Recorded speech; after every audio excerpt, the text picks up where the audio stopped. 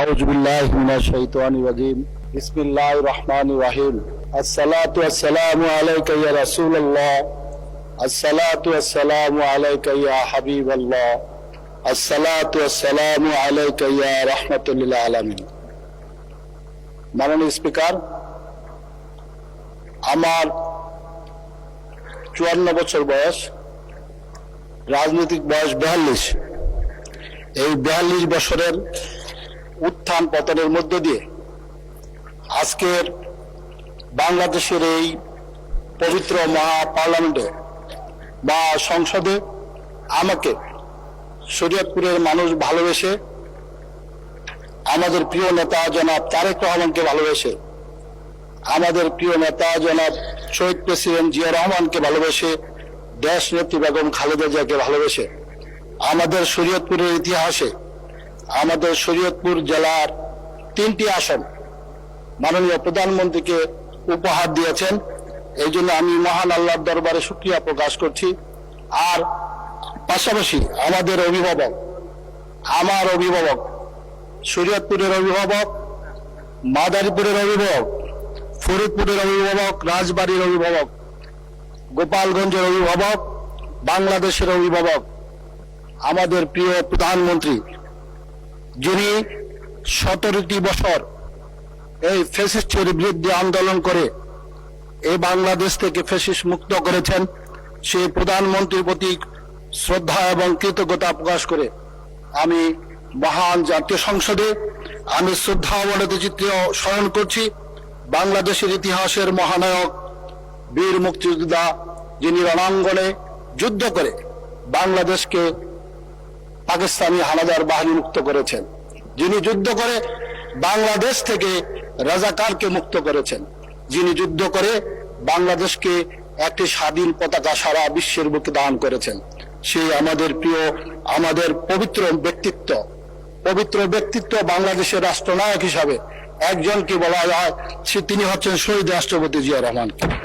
আমি শ্রদ্ধা ভরে স্মরণ করছি বাংলাদেশের গণতান্ত্রিক আন্দোলনের মহানেত্রী, যখন বাংলাদেশকে বারবার যখন গণতন্ত্র হুমকির মুখে পড়ে তখনই যে পরিবারটি আগে এগিয়ে আসে, যখন যে পরিবারটিকে হাল ধরতে হয় দেশের মানুষের আশাকাঙ্ক্ষার প্রতিশ্রুতি গণতন্ত্রকে রক্ষা করার জন্য, আর আমাদের তেমনি ভাবে যখন শহীদ রাষ্ট্রপতি জিয়া রহমানকে নির্মমভাবে হত্যা করা হয়, তখন গৃহবধূ বেগম খালেদা জিয়া সাধারণ নাগরিক, বাংলাদেশের প্রতিটি নাগরিকের সাথে নেমে এসেছিলেন রাজপথে গণতন্ত্রের কান্ডারি হিসাবে, গণতন্ত্রের সাহস জুগিয়েছিলেন সেদিন সাধারণ মানুষকে। আমি আজকে সেই মহানায়ক, সেই মহাকালের আমাদের চিরঞ্জীবী, আমাদের প্রিয় মা দেশ নেত্রী বেগম খালেদা জিয়াকে আমি শ্রদ্ধা ভরে স্মরণ করছি। আমি শ্রদ্ধা ভরে স্মরণ করছি 1971-এর শহীদদের, 24-এর যারা এদেশ থেকে আমাদের প্রিয় নেতা জনাব তারেক রহমানের নেতৃত্বে, তারেক রহমানের বলিষ্ঠ নেতৃত্বে সেদিন তিনি বিদেশে বসে তিনি এদেশকে ভালোবেসে এদেশের মানুষের আকাঙ্ক্ষাকে প্রতিষ্ঠিত করার জন্য তিনি জুলাই আন্দোলনের নেতৃত্ব দিয়েছিলেন। আমি সেই জুলাই শহীদ মুগ্ধ, শহীদ ওয়াসিম, শহীদ আবু সাইদ, শহীদ আমাদের প্রিয় প্রধানমন্ত্রীর শিক্ষা প্রতিষ্ঠান রেসিডেন্স মডেল কলেজের ছাত্র ফারহান ফায়েজকে আমি শ্রদ্ধা ভরে স্মরণ করছি। আমি শ্রদ্ধা ভরে স্মরণ করছি আমাদের জাতীয়তাবাদী ছাত্র দলের 142 জন শহীদদের। আমি শ্রদ্ধা ভরে স্মরণ করছি ইলিয়াস আলী সহ বাংলাদেশ জাতীয়তাবাদী দলের অসংখ্য নেতাকর্মী যারা এই 17 বছর এই ফ্যাসিস্টকে বাংলাদেশ থেকে উচ্ছেদ করার জন্য নিজের জীবনকে বিলীন করে দিয়েছিলেন। প্রিয় আজকের এই মাননীয় স্পিকার, আজকের এই পবিত্র সংসদে অনেকে অনেক ধরনের কথা বলেছেন। আমি শুধু কিছু বিষয়ে আলোকপাত করতে চাই, সেটা হচ্ছে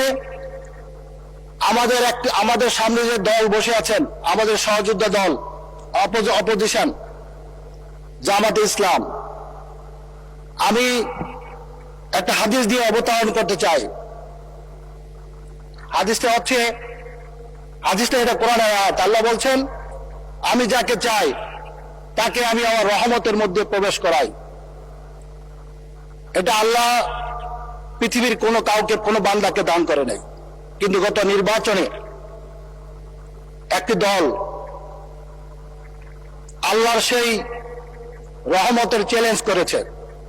তারা বলেছে আমরা জান্নাত দান, একটি বিশেষ দলে ভোট দিলে জান্নাতে যাওয়া হবে। আল্লাহর রহমতের সাথে যারা চ্যালেঞ্জ করে তাদেরকে কি বলা হবে? মাননীয় স্পিকার, আমি কথাটা এই কারণে অবতারণা করলাম, জান্নাত একমাত্র আল্লাহর হাতে এবং আল্লাহ যাকে দয়া করে তাকে জান্নাত দিতে পারে। কিন্তু আমাদের পাশের যে আমাদের সামনে যে দল, তারা সেদিন বলেছিল বাংলাদেশের ধর্মপ্রবণ মুসলমানকে বিভ্রান্ত করার জন্য তারা সেদিন জান্নাত নিয়ে বাড়িতে বাড়িতে ঘুরেছিল। কিন্তু আল্লাহ তাদের এই বিভ্রান্তকর বক্তব্যকে, বিভ্রান্তকর চাওয়াকে আল্লাহ রাব্বুল আলামিন তাদের বাস্তবায়ন করতে দেয় না। আল্লাহ রহমতের জান্নাত তাদের হাতে না, আল্লাহর রহমতের জান্নাত চলে আসে বিএনপির কাছে। সুতরাং আমি বলতে চাই, জান্নাত নিয়ে আর কোনো রাজনীতি যেন এদেশে আর কোনো ধর্মীয় রাজনীতি যেন এদেশে না চলে। কারণ ধর্ম নিয়ে ব্যবসা হবে, আল্লাহ ধর্ম নিয়ে ব্যবসা হবে। এদেশের ধর্ম ব্যবসা যারা করেন তাদের বুঝে করা উচিত। তারা পড়াশোনা করে আসেন, ধর্ম নিয়ে পড়াশোনা করে আসেন। আমাকে আপনারা অনেকে ভুল বুঝতেছেন, আমি কিন্তু আপনাদের স্মরণ করে দিচ্ছি যে যারা এদেশে ধর্ম নিয়ে ব্যবসা করেন, আল্লাহর ভয় তাদের মধ্যে থাকা উচিত। কারণ আমার মাথায় যদি টুপি আর দাড়ি থাকে, তাহলে অবশ্যই আমার মধ্যে আল্লাহর ভয় থাকতে হবে। মাননীয় স্পিকার, আমি কথাগুলো বলছি এবং এই কথাগুলো কিন্তু কোরআন এবং হাদিসের কথা। কারণ আল্লাহ তার পবিত্র কোরআনে ঘোষণা করেছেন যারা আমার দিন নিয়ে, যারা আমার ইসলামকে দিয়ে এই পার্থিব স্বার্থ উদ্ধার করতে চায়, তাদের জন্য আমার দ্বিগুণ শাস্তি রয়েছে। তারা পৃথিবীতে যেমন অপমানিত, লাঞ্ছিত হবে এবং আখিরাতে তারা আল্লাহর শাস্তিতে পতিত হবে। এটা কোরআনের আয়াত। আমি এই কথা এই কারণে বলছি, এই আয়াতটা এই কারণে বলছি যে তারা ইসলামিক দল বলে, অথচ মাননীয় স্পিকার, আমাদের মাননীয় প্রধানমন্ত্রী আপনার পিছনে যে লা ইলাহা ইল্লাল্লাহ মুহাম্মাদুর রাসূলুল্লাহ কলেমার তাওহীদের যেই প্রতিচ্ছবি তিনি টাঙ্গিয়েছেন, তিনি কিন্তু ইসলাম নিয়ে কোনো রাজনীতি করার জন্য করে নাই। তিনি একজন ধর্মপ্রবণ মুসলমান হিসাবে তিনি এই কালেমা এই পবিত্র পার্লামেন্টে স্থাপন করেছেন। তিনি তিনি নিজে নির্দেশ দিয়েছেন যে আমাদের পার্লামেন্টের প্রতিটা গেটে সর্বশক্তিমান আল্লাহর উপর আস্থা এবং বিশ্বাস রাখা।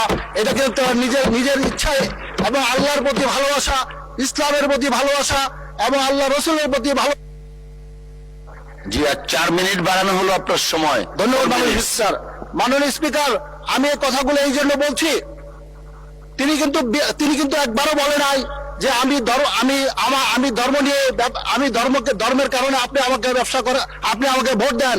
কিন্তু যারা ধর্মের কারণে ভোট চেয়েছেন, আমি অবাক হলাম, একবারও তারা মাননীয় প্রধানমন্ত্রীকে ধন্যবাদটুকু জানালেন না যে কালেমা তাইয়্যিব বাংলাদেশের ইতিহাসে না, পৃথিবীর ইতিহাসের কোন পার্লামেন্টে আপনারা দেখাতে পারবেন না যে একজন মুসলিম রাষ্ট্র হিসাবে, মুসলিম রাষ্ট্রনায়ক হিসাবে কলেমাকে বুকে ধারণ করে, আল্লাহকে বুকে ধারণ করে, ইসলামকে বুকে ধারণ করে তিনি পবিত্র পার্লামেন্টে এই কলেমা তাওহীদের দাওয়াত তিনি পার্লামেন্টে নিয়ে আসেন।